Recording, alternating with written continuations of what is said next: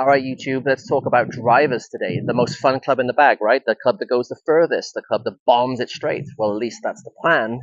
It's also the most problematic for many, especially you high-speed golfers out there.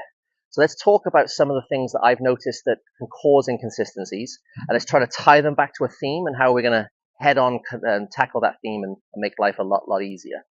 One of the things I see on the lesson tee, or one of the things I hear on the lesson tee is, you know what, if I just swing nice and easy, I'm okay.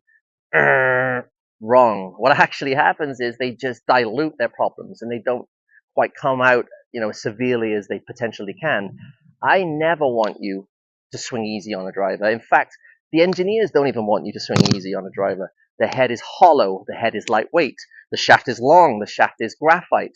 Everything about this is designed to accelerate and whip and snap and crash and bang, and you're meant to really hit this hard. Now, the problem is, and why players love to say, oh, if I just swing easy, I'm okay, well, is they don't quite know where the club is at any moment in time. So I'm going to encourage you today with some tips to learn where the club head is and to learn where you are, and realize that if we can make this X factor, X being the line of the shaft and the plane, and your spine angle being the other line, if we can create that X, you're going to feel so good about delivering the club in the same place every time and releasing it from that point every time.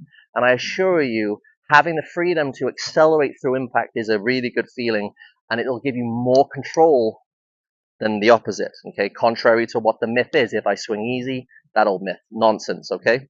So some of the things I like to feel like, and I am a sufferer of early extension, I've been battling it my whole career, and one thing I notice is as I get into this position, my hips and my spine angle straighten.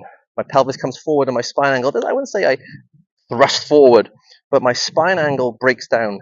As I get taller here, my spine angle straightens, and from here, I'm too vertical. So my line that was once like this is now like this. That changes the way I can release the club. Usually now my club is released on a vertical plane.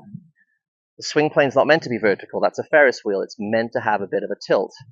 And with the help of a great coach, and hopefully I can share some of that insight for you viewers today, and he showed me, if I can get the club to stand up, or at least feel like it stood up here, as it turns for home, I'm going to feel like my hips push backwards. Watch what happens as I push my hips backwards. You see how the hands kind of fall with me? So now I have a shaft and the butt of the club pointing back down to the golf ball, and my spine is tilting the other way.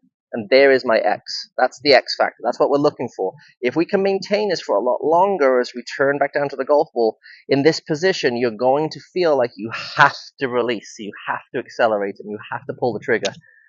You want that feeling. You never want to hang on to a driver, okay?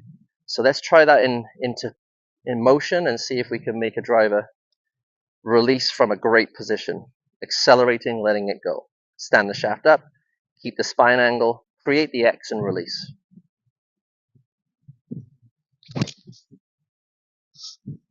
Yep, I'll take that one all day.